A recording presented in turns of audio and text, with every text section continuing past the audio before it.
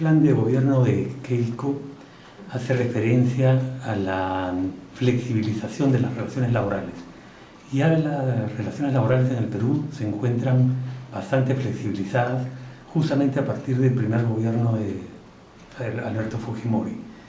Se flexibilizaron radicalmente las relaciones individuales y se debilitaron las relaciones colectivas. De modo que el papel que antes cumplían los sindicatos de defensa de los trabajadores no lo pudieron seguir cumpliendo, y el Estado dejó de cumplir también su papel de protección. Los trabajadores quedaron a merced de los empleadores y sus condiciones laborales fueron básicamente desmejoradas. Es de suponer que estas circunstancias se repetirían en un nuevo gobierno, porque los congresistas, los asesores, el equipo de conducción es sustancialmente el mismo. Entonces todo nos lleva a pensar que las circunstancias conducirían a una repetición de la experiencia histórica. Bueno, en materia laboral, el gobierno de Fujimori significó una experiencia de flexibilización laboral muy intensa, solo comparable con la chilena en la etapa de Pinochet, que transformó radicalmente las relaciones laborales, al punto que ahora los jóvenes creen que lo normal es que se contrate por recibo de honorarios o temporalmente. Fujimori acabó con la estabilidad laboral y la sustituyó por un régimen de despido libre e indemnizado. Es decir, el empleador, sin necesidad siquiera de decir por qué, le decía al trabajador: no cuento más contigo, pasa por tesorería a cobrar la indemnización de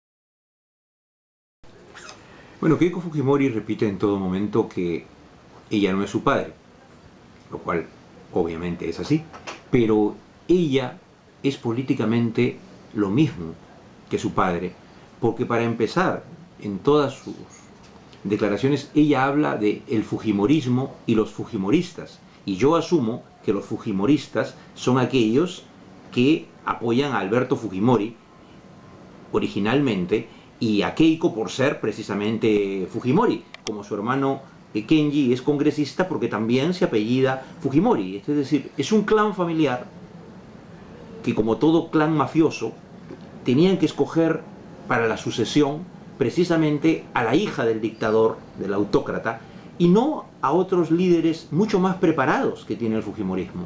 O sea, hay un vínculo umbilical. Keiko, si bien es una candidata más o menos articulada, no tiene en su vida pública, en su vida política, nada especial propio. Ella fue primera dama del régimen de su padre, y luego ella ha sido congresista, y su desempeño en el Congreso ha sido muy pobre. Más tiempo se lo pasó culminando sus estudios o con licencia postnatal. Entonces no ha sido una congresista destacada, no tiene una experiencia pública, salvo el ser primera dama de un régimen autoritario. Entonces creo yo que si a ella le quitamos el ser hija de Fujimori y apellidarse Fujimori, seguramente sería otro de esos tantos candidatos que intentan la política sin ninguna suerte. Entonces creo que son dos caras de la misma moneda y del mismo proyecto político de Alberto Fujimori y el fujimorismo. Pues, en mi concepto, lo que representa a Keiko Fujimori no es solamente a ella y al entorno que hoy día está con ella, su plancha presidencial, sus asesores, los congresistas electos, sino también representa a su padre y representa los años más nefastos de dictadura de la década pasada. Pretender creerle a una persona cuando sostiene que ella no avala lo que hizo su padre, cuando en los mítines pide aplausos por él, cuando en los carteles publicitarios se toma fotos con su padre, cuando su hermano, elegido congresista, reivindica la política de su padre, y cuando ella misma, en su plan de gobierno, que ahora lo pretenderá negar, pero en su plan de gobierno escrito, invoca al gobierno de su padre como modelo a seguir, yo creo que el ámbito para la duda o el margen para la duda es totalmente escaso. Es decir, uno tiene aquí que elegir entre creer a lo que se dice o creer lo que los actos realizados expresan. Yo me decanto por esto último, no quiero ser ingenuo.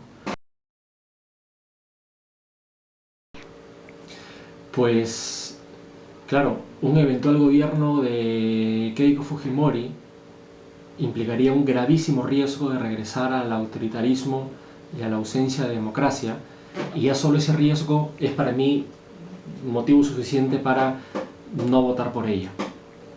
Ante un eventual gobierno de Ollanta Humala, quien tampoco, digamos, convence al público indeciso de sus credenciales democráticas, sin embargo creo que un gobierno eventual de Ollanta Humala va a permitir una resistencia ciudadana que un eventual gobierno de Keiko Fujimori no permitiría. Y para esto me remito de nuevo al entorno, es decir, el entorno de Keiko Fujimori y ella misma, ni hablar de su padre, es un entorno que cree en gobiernos autoritarios. Es decir, basta escuchar hablar a la señora Marta Chávez, al señor Rafael Rey y a otros representantes del Fujimorismo para que esto quede absolutamente claro. Creo que las personas que en los últimos días y en la segunda, a partir de la campaña para la segunda vuelta, se han sumado al entorno de Ollanta Humala, creo que ofrecen cierta garantía y posibilidad de resistencia. Es decir, estoy pensando en cómo poder ejercer control sobre un eventual gobierno tanto de uno o de otro. Creo que ese control va a ser posible en el caso de Ollanta Humala y va a ser muy complicado, cuanto no imposible, en el caso de Keiko Fujimori.